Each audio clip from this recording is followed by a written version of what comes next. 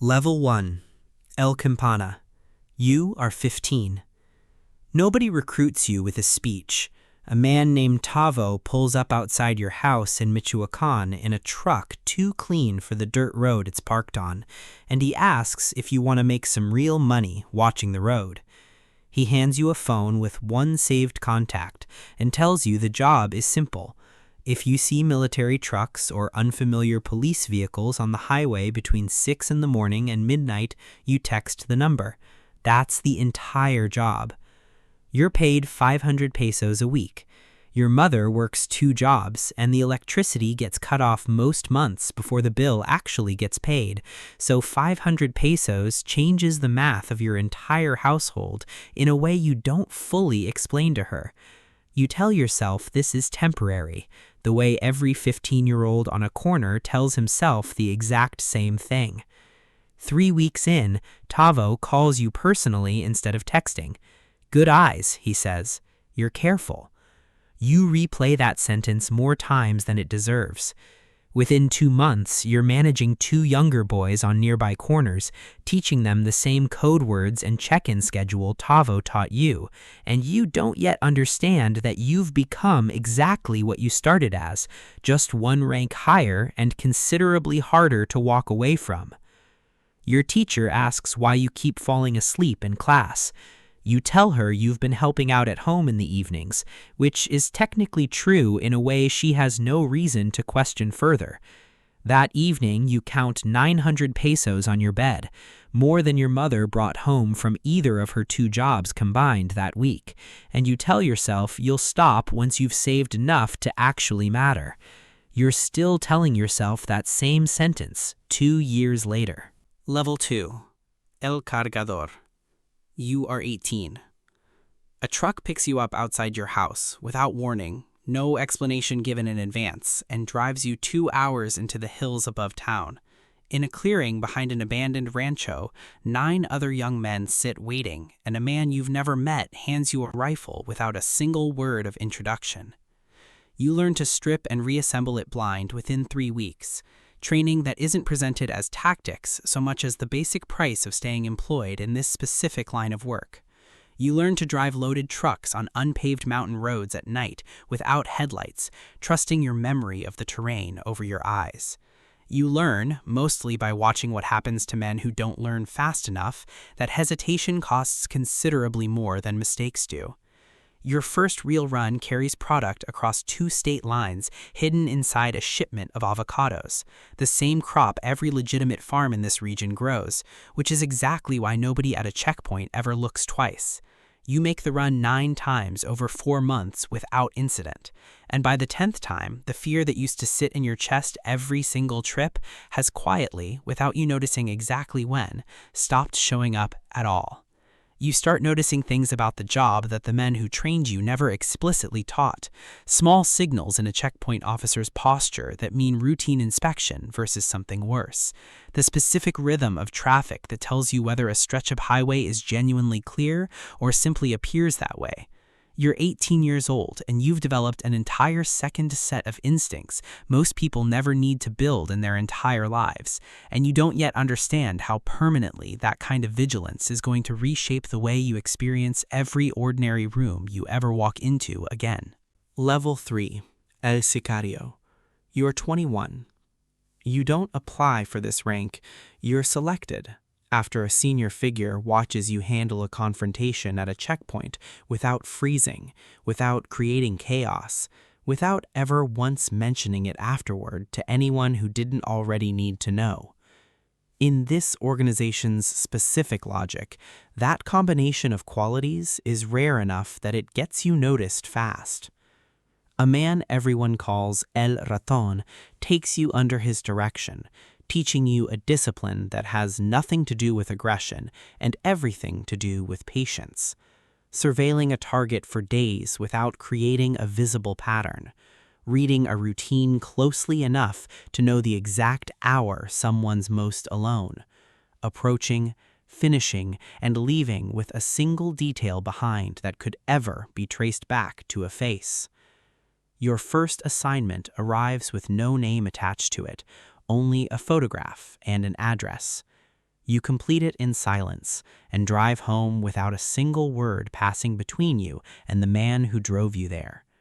An envelope appears on your seat that night with more cash than your mother made in the last 6 months combined, and you understand, counting it alone in your room, exactly what kind of currency you've actually started earning. Over the following year, you complete similar assignments a number of times you've stopped counting on purpose, understanding early that keeping any kind of personal tally is its own specific liability. El Raton tells you once, watching you clean a weapon with the same careful patience he taught you to surveil a target, that the men who die young in this rank are the ones who confuse doing this well with permission to celebrate doing it well. You've never once forgotten that sentence. Level 4. El Jefe de Sicarios. You are 25. No ceremony marks the promotion, just a regional commander calling you into a back room and telling you that 6 men now answer to you, their assignments, their discipline, their mistakes. Within the first minute, you understand this isn't really an elevation, it's a transfer of risk, dressed up to look like an honor. Your 6 men range in age and temperament in ways that require constant, careful management. One drinks too much and gets loud at exactly the wrong moments. One is barely older than you were at level 1, eager in a way that hasn't yet been tested by anything real. You keep the quietest one closest because he reminds you of who you used to be before all of this, and some instinct you can't fully explain tells you he's the one worth protecting. 3 weeks into the role, the reckless one draws a weapon during a routine collection over nothing, a shopkeeper who pushed back verbally rather than physically. Nobody dies, but you have a decision to make about what happens to a man who can't control himself under pressure.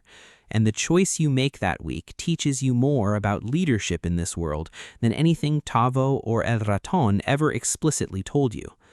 You transfer him to a different rotation in a neighboring territory, framing it to his face as an opportunity rather than the punishment it actually is, and he believes you because believing you is easier than the alternative. You never track what happens to him after that. This becomes, over the following months, the specific skill this rank actually requires more than any other, making difficult decisions about other men's futures with a calm you don't always genuinely feel, and living with the consequences of those decisions in a silence nobody else is ever going to share with you. Level 5. El Cocinero. You are 29.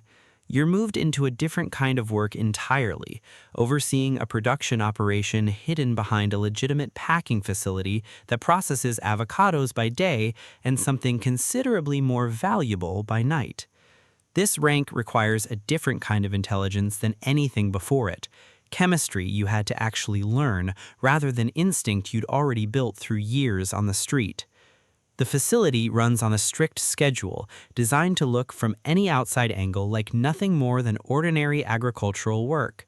Trucks arrive and leave on the same predictable rhythm every single day. Drivers who've been vetted and trusted for years, a rhythm so boring that boredom itself becomes the entire security strategy. You spend your days managing chemistry, temperature, timing, and a growing awareness that a single mistake here doesn't just cost money, it costs lives, including possibly your own. A batch goes wrong in your 3rd month, a temperature miscalculation that ruins nearly $200,000 of product in a single afternoon. You report it yourself rather than letting someone else discover it first, understanding that honesty here, delivered quickly and completely, is the only version of this mistake that doesn't end considerably worse than a financial loss. Level 6. El Jefe de Plaza. You're 33. You're handed control of an entire plaza now, a mid-sized city and the routes running through it. Structurally important because it sits along a corridor connecting 2 larger operations. You are, in every practical sense, the local government here, setting the tax every criminal enterprise in your territory pays to keep operating without interference. You build a legitimate front, a produce distribution company registered under a cousin's name, attending municipal business meetings where local officials shake your hand, knowing exactly who they're shaking hands with, the terms understood by both sides without either of you needing to say it out loud. Your relationship with the local police commander is professional rather than personal, a mutual arrangement built on information traded in both directions. A rival organization starts testing your territory's edges within your first year. 2 of your lookouts found dead near the western boundary of what's supposed to be your protected ground. You request reinforcements from regional command and receive instead 2 words: hold position. You hold. You also stop sleeping the way you used to, understanding that quiet, uneventful plazas are the ones that survive, and yours has just stopped being quiet. You start attending your daughter's school events with the security detail thin enough not to draw attention, but present enough to matter. A specific compromise between fatherhood and everything else your life has become that never once feels fully resolved, no matter how carefully you manage it. Your wife has stopped asking exactly what you do, the way most wives in your specific position eventually stop asking. Understanding that the answer would cost her something she's decided she'd rather not carry. Level 7, El Operador. You are 37. You no longer manage streets or armed men directly. You manage systems, the actual logistics connecting plaza-level operations to the organization's broader financial structure, moving product and money through networks that make the entire enterprise function as something closer to a business than a collection of scattered street operations. You live now in a gated community 2 hours from where you grew up, known to your neighbors as an agricultural exports consultant, a cover story reinforced by real invoices, real shipments, and a business card that isn't technically lying about anything. You haven't personally carried a weapon in 3 years. The knowledge you now hold instead, routes, names, vulnerabilities across an entire regional network, makes you more valuable than any weapon ever could, and considerably more dangerous to the organization if you're ever compromised. A transportation contact misses a scheduled check-in 1 week, then a second, and by the time his phone reactivates, the voice answering it isn't his. You reroute every active shipment connected to him within the hour and report the compromise up the chain immediately, understanding, with a clarity that used to feel abstract and now feels entirely physical, exactly how much you personally have riding on networks you don't fully control. Level 8, El Lugarteniente. You're 42. You're one of perhaps 5 people at this level in the entire organization, a structure deliberately kept fragmented so that no single arrest, however senior, ever collapses the whole enterprise at once. You didn't just learn this structure, you helped refine parts of it yourself, over years of exactly the kind of patient, careful work this rank actually requires. Your security requirements have become severe enough to reshape your entire life. No photographs of you exist anywhere that anyone's aware of in over 6 years. Your wife and children live somewhere with no active extradition relationship to the country whose law enforcement is actively building a file on you, a file with a specific code name you've never been able to learn despite knowing with total certainty that it exists. A fellow lugarteniente, someone you came up through these exact ranks alongside, gets arrested at a checkpoint 2 states over, his face on every regional news outlet within hours. You spend the next 48 hours deactivating every shared channel and rebuilding your own security protocols from scratch, feeling something considerably colder than grief, a purely functional instinct for self-preservation that 30 years in this life has trained into something closer to reflex than emotion. You allow yourself, briefly, 1 phone call with your children that night, a call routed through 3 separate numbers before it ever reaches them, and their voices sound impossibly far away in a way that has nothing to do with the actual distance between you. You've achieved, by every measure this organization uses for success, almost everything a man in your position could realistically hope to achieve. Sitting alone afterward, staring at a phone you're about to destroy and replace by morning, that achievement feels considerably smaller than it did on the drive to work this exact same day. Level 9, El Capo Regional. You are 47. You oversee operations spanning 4 states now, jefes de plaza, and entire sicario networks reporting up through a structure you sit near the top of, a payroll numbering in the hundreds beneath you in ways you rarely think about in specific human terms anymore.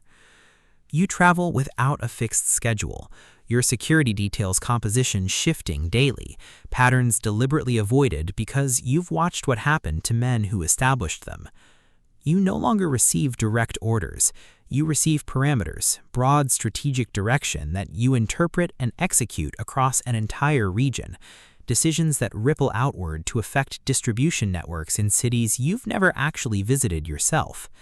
The scale of your own influence has become, in a strange way, harder to fully grasp than it was at any smaller rank, when every decision had a face and a name attached to it you could actually picture.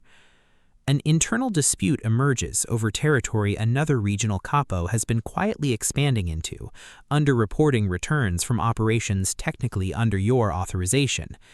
You bring it to a regional council rather than handling it personally, understanding that authority at this level is borrowed from every direction simultaneously, and the organization always eventually reclaims whatever it's lent. Level 10. El Patron. You are 52. Your name exists in classified intelligence files across 2 countries now, in briefings you'll never personally see, cited in policy discussions you'll never be part of. You haven't been clearly photographed in over a decade, and the handful of blurred images that do exist could plausibly belong to several different men your general age and build. You control pricing across major distribution corridors, maintain supplier relationships stretching back decades, and approve strategic violence only.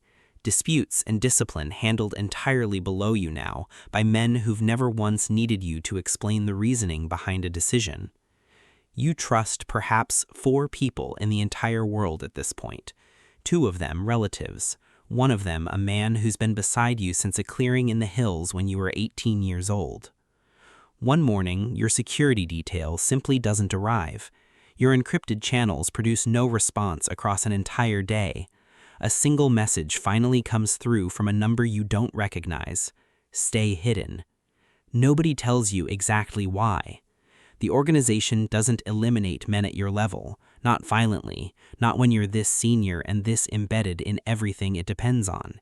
It simply relocates you, quietly, into a version of retirement that was never actually your decision to make, and somewhere behind you, a successor you helped train years ago inherits everything you built, without ever once looking back to check whether you made it out safely. You were 15 once, standing outside your house with a borrowed phone and a number to text. You became a weapon, then a chemist, then a territory, then a network, then a name in a file you'll never be allowed to read. Every single promotion felt, in the moment it happened, like proof you were finally becoming someone. Looking back now, from wherever they've placed you, it reads instead like a long, patient process of being moved steadily further from every exit, one rank at a time, until the exits simply stopped existing at all.